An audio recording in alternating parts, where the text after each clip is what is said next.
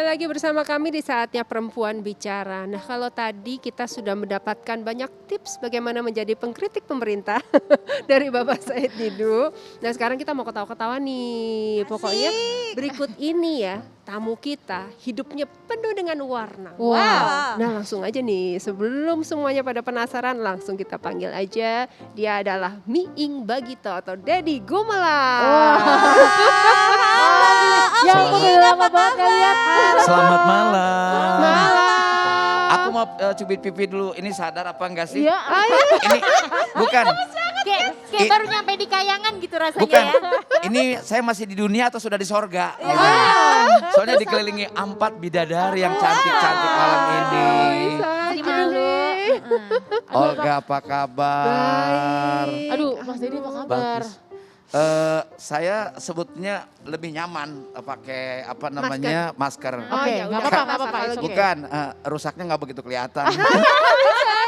Ih, justru aku Tapi- pengen ngelihat senyumnya Sakila, Om aku buka Ii. biar penonton enggak bahwa itu aku gitu loh. Iya, Soalnya benar. Takutnya gimmick doang. sudah puluhan tahun nggak muncul di TV, jadi kan orang nggak ngeh. Iya.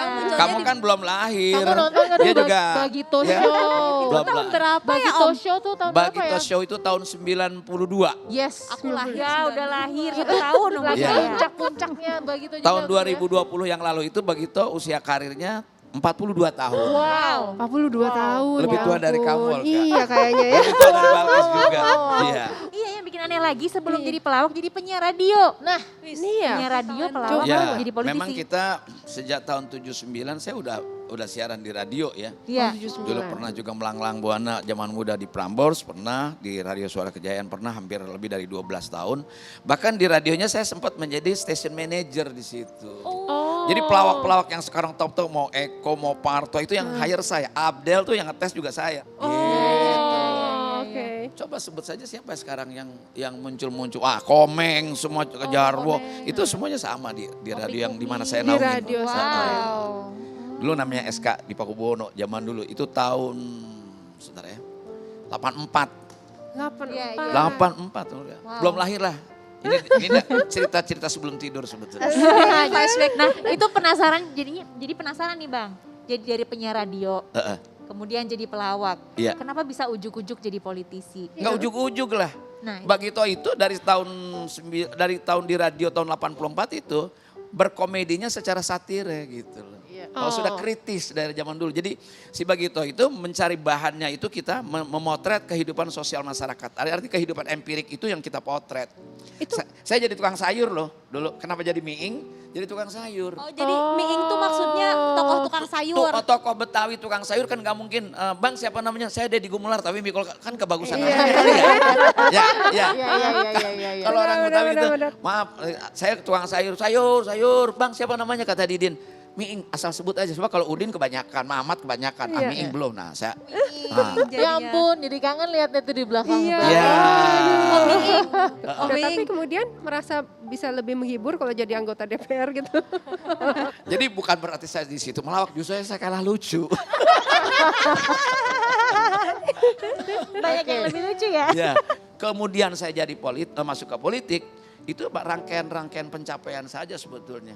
Dan saya nggak pernah punya cita-cita jadi pejabat negara, saya juga punya keterbatasan portofolio pendidikan, akademik nggak cukup gitu.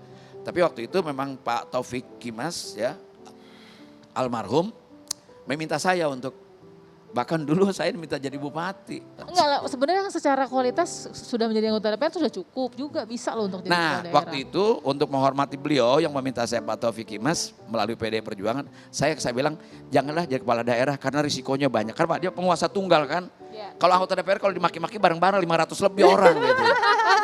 Iya enggak? Ada temen.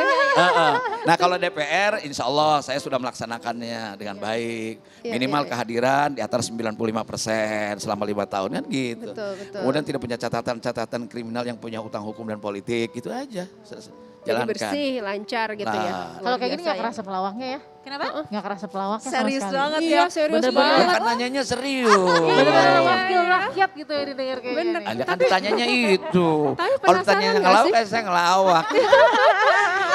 Saya udah gini, saya nggak berani ngelawak. Sekali dipanggil juga nggak mau karena Kenapa? takut udah nggak lucu kan. Saya pernah, kalau dulu saya ngelawak nih, ngelawak ngomong gitu. Terus orang tertawa, saya tanya, kenapa Pak? Pak Miing lucu.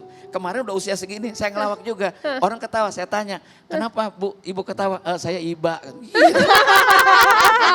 Tapi nih Bang, Abang kan barusan ngomong ngelawak zaman dulu sama ngelawak zaman sekarang beda. Kalau ngelawak zaman dulu di zaman Orde Baru, ada cerita lucunya gak sih? Saya yang paling berkesan selama karir saya dengan Bagito, itu di hadapan Presiden Republik Indonesia Bapak Soeharto. Wow. Ada cerita apa Padahal tuh? sering ngeritik ya. Iya. Diundang ke sana. Enggak, dan kita Bagito juga kan ngeritik Presiden Soeharto pada saat itu pemerintahannya di televisi putranya Pak Harto. Kami Ing, Tapi ceritain penasaran. dong itu apa yang lagi di istana terus Om Unang ketahan sama Pas Pampres. iya. Cegat sama Pas Pampres tuh gimana sih Bukan ceritanya? di istana, di Balai Sidang. Oh di Balai Sidang. Balai Sidang, sebetulnya itu kami ketika diminta oleh Ibu Suryadi Sudirja, Ibu Iya. Gubernur DKI saat itu, Ketua Panitia Hari Ibu dan Ibu Yogi S. Mehmet ketuanya, kami diminta, saya bersedia akhirnya. Satu hari hanya manggung, saya jadi orang Betawi, kostum saya kan cuma peci sama baju koko gitu ya, Iya, pakai iya, kain iya. sarung gitu. Aman, properti saya jalan, lolos. Didin pakai dasi sebagai anak metropolis gitu. Masuk aman. Unang jadi kardiman orang Jawa. Bawa belangkon, bawa sorjan, bawa keris. Dan itu kategorinya senjata tajam. Oh alah. Seumur-umur saya belum pernah lewat namanya detektor, baru kali itu. Dijaga sama Pas Pampres kan. Iya. Lewat nuit. Ah, di stop. Saudara membawa senjata tajam. Deg-degan Kata Pas Pampres. Enggak, justru Unang sok GR banget, sok dikenal. Pas Pampres nggak tahu Unang. Iya. Oh no. Saya kan mau ngelawak Pak. Makanya saya jadi orang Jawa, makanya bawa saya keris. Kenapa saya nggak bawa silet? Karena silet kekecilan. Jangan bergurau saudara. Wah, Jeng-jeng. Wow. jeng-jeng. Ya, terus Tahu dong Unang masuk ke dalam, dijemput oleh siapa? Dijemput oleh Ibu Yogi S. Mehmet dan Ibu Suryadi Sudirja. Baru bisa masuk. Waduh, kehormatan sekali ya. Bukan penghormatan, apes sebetulnya. Kerisnya gak lolos dong kerisnya?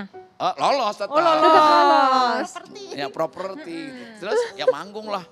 Biasanya manggung tuh di Din, di depan. Wah langsung stres. Dia bilang, manggilnya dia, Dad, gua gak nyanggup dulu aja. Unang, Dad, gua gak nerima uang juga gak apa-apa ya. Kalau lu lucu, lu sendirian aja, gua gak usah masuk gitu. Semua, akhirnya saya paling tua kan. Ya udah nekat aja ya. Ya di hadapan Pak Harto. Kita tidak menghitung, kirain hanya Bapak Presiden, Wakil Presiden masih Pak Tris Sutrisno. Iya. Lalu para duta besar dan sebagainya. Saya pikir hanya itu gitu. Ternyata di atas itu yang membantu moral kita adalah pelajar teladan, bidan teladan, kemudian guru teladan, dosen teladan. Yang saat itu lagi menggemar, memang lagi happening banget Bagitonya. Iya, lagi happening masih tahun 96. Iya. Sebelum 98, itu sebelum beliau jatuh. puncak karir ya. Ya, punya karir kita. Wah jadi kangen juga sama Bagito. Teriak. Oh iya saya main-main larian dulu nyapa mereka. Baru bicara di depan Bapak Presiden. Terima kasih Bapak Presiden sudah tersenyum. Kalau Bapak tersenyum itu adalah ibadah untuk Bapak. Wah. Kalau Bapak berkenan tertawa itu adalah amal jariah untuk Bapak. Sebab Bapak kalau saya bicara di sini Bapak diam saja, kanan kiri Bapak tidak berani apa-apa. Wah. Pak Harto boleh Pak. Ayo Pak Presiden tuh sama sapu tangan gini-gini. Begini loh, mau buat kita kan moral menang banget, dipersilahkan loh kita bercanda. Wah menang kita. Terus itu moral kuat, akhirnya lancar lah materi-materi gitu loh. Jadi Pak saya kebetulan orang Betawi, saya baru pulang habis jarah di kuburan kong saya. Di Pondok Indah Mall gitu loh. Mall tuh baru ada itu di situ, belum ada yang lain. Belum ada PS atau apa gitu, belum. Itu dulu kuburan kong saya di situ, terima kasih Pak. Sekarang saya jarah jadi adem. Nyindirnya halus ya. Gitu. Itu Cuman sindiran waktu yang ini sekali saya ya. waktu jarah, saya waktu baca bismillah di bawah, begitu amin saya di atas. Nggak tahunya saya jarah di tangga jalan. Eskalator. Abis ini kita ngobrol-ngobrol lagi soalnya ada yang mau lewat. Tetap di saatnya perempuan bicara.